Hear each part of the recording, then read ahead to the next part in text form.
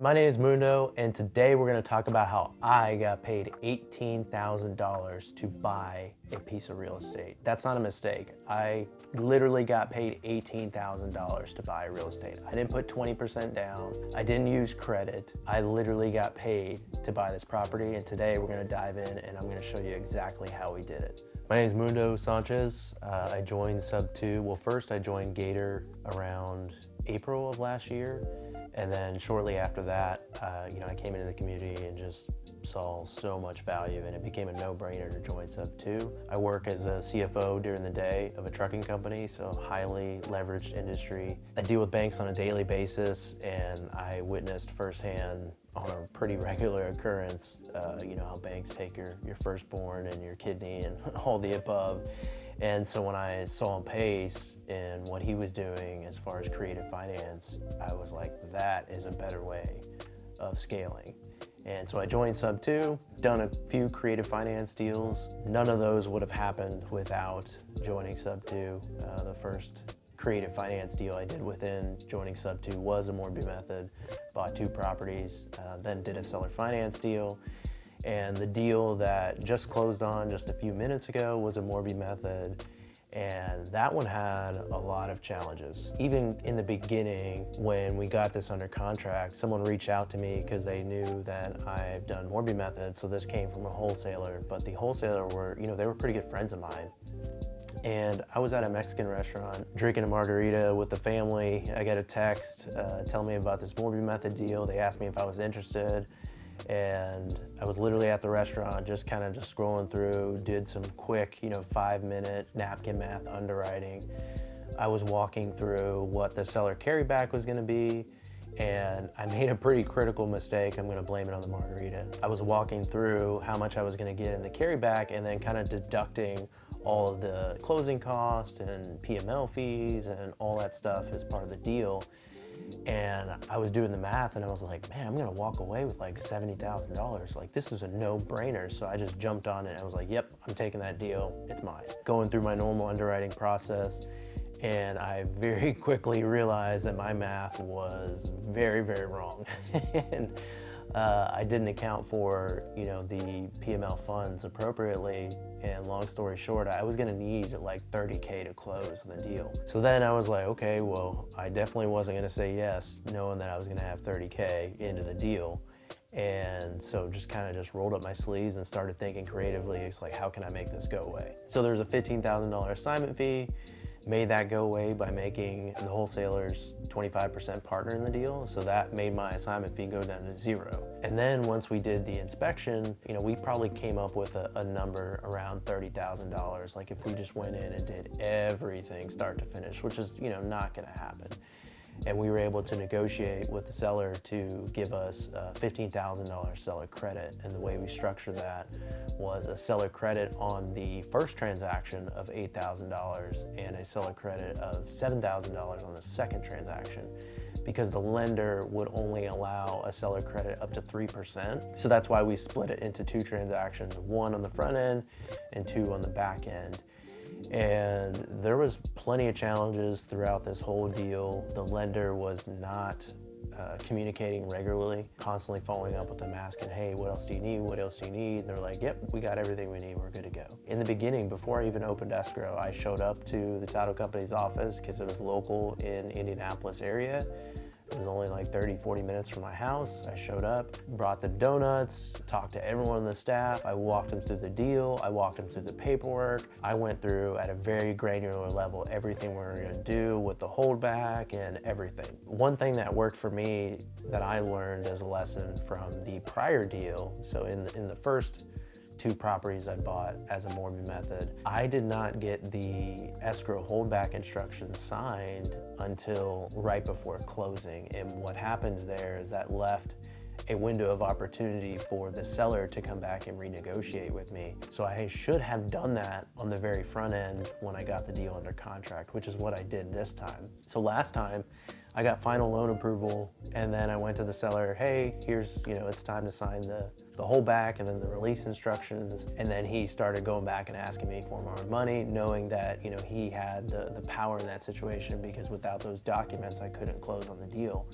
in terms of getting the release of funds back to me. So I did that on the front end. I got the purchase contract. I even got the promissory note. So I had the promissory note signed when I got it under contract. I had the escrow holdback instructions, and then also the release of the holdback instructions. So I felt really secure about the deal. It was funny in the deal that they did not like the escrow holdback concept the entire time. 2 days before closing, I picked up the phone as soon as they opened and I called the title company, and I knew they hadn't started working on the settlement statement. And I called them and said, hey, when you get this settlement statement draft ready, send it to me and me only. Don't send it to the seller, don't send it to the lender, send it to me. And they were like, yeah, I understand, I got it. And I was like, okay, well, put it in your system, put the notes, I want everyone to see it, has to come to me. And so I felt pretty good that they understood that. 30 minutes later, they send this settlement statement out to the seller. And I was like, you did exactly what I told you not to do. You sent it to the seller.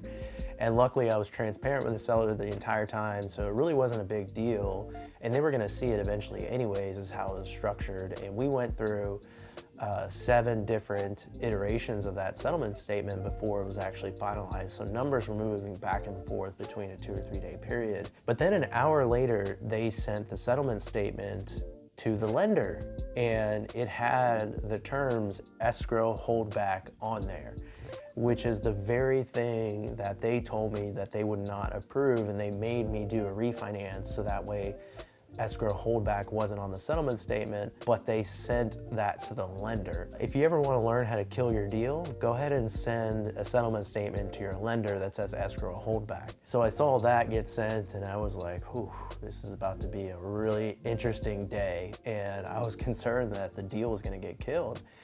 And we had so many different revisions back and forth that I was hoping the lender didn't catch that and they would just kind of look at the last iteration.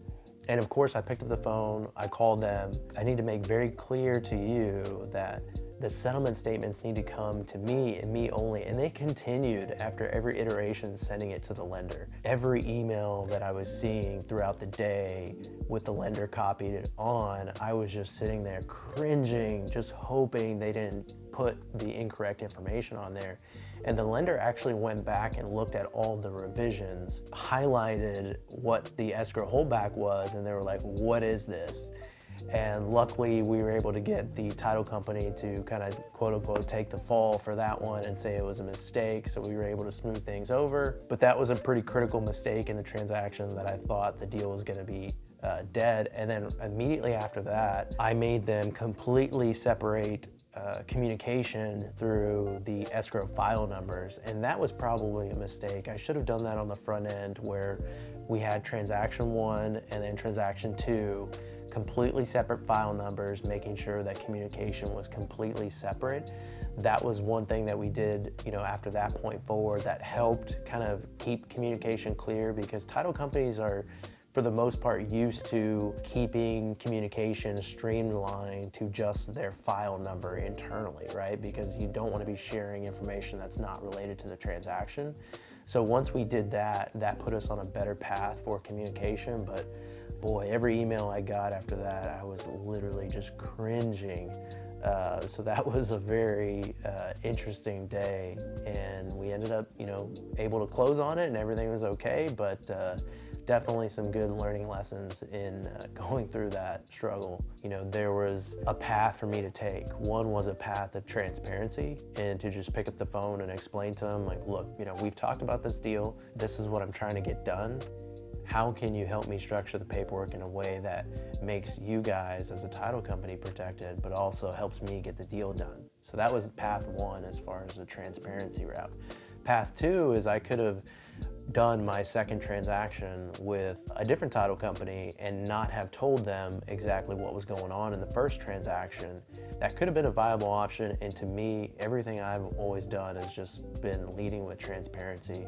And especially if the deal changes, if you commit to a certain play and you have to pivot and you haven't been transparent with all the parties, that can really bite you in the end. So I chose to go down the transparency route, and I picked up the phone, called the title company, and explained exactly what was going on. I said, hey, I know you want to be protected in this because you guys want to stay, you have title insurance on this, you want to make sure you're doing everything on the up and up. Help me structure this deal so I can get this across the finish line. And what they came back to me and told me was that it needed to be a refinance transaction. And they were walking through everything that refinance entailed. And in my head the whole time I was thinking, this is exactly what the escrow holdback was and the release of the holdback was. They just didn't like it being called an escrow holdback. Worked with them, I came up with a seller's affidavit where I made the seller sign it saying, hey, this is what's happening on the purchase, this is what's happening on the second transaction in a refinance. The title company is going to take your proceeds from the first closing and we're going to use that for the refinance in the second closing, which is the very definition of an escrow holdback, but we just didn't use the word holdback. And that seemed to work just fine, so I went back to the seller, and again, that goes with the spirit of transparency, and that's the only reason why I was able to get this deal done is because I was transparent with everyone the entire time as I was going through this transaction. So I got everything across the finish line in that respect, and was able to close today and actually walked away with $18,000 as part of closing. None of that would have been possible without diving into the content in the SubTo vault and just learning the Morby Method process. I know when I first did the Morby Method, I spent, probably 60 hours just going over every single Morby Method video in the SubTo vault, as well as looking at every single resource I had available within the SubTo Facebook community. Anytime someone mentioned anything about Morby Method, I was digging into it and learning from all of that dialogue. So I definitely wouldn't have been able to do that without all those resources available to me. So I hope you enjoyed listening to this Morby Method where I got paid $18,000. I actually did something that I've never done before, and I started filming this entire process start to finish. So I know today I gave you a brief recap of the deal, but if you want to see everything I did literally start to finish, I'm talking getting the deal under contract, talking with the wholesaler, negotiating with the seller, my conversations with the lender, my conversations with the title company, walking through the paperwork. Today we just closed on the loan. I'm even gonna cover the accounting and booking this on my balance sheet. I mean, I'm literally covering everything. It'll probably be between 13 and 15 part episode series. Since I am going through all the paperwork and contracts, this is going to be a private series, but I am posting it in the Morby Method channel within the SubTo communities.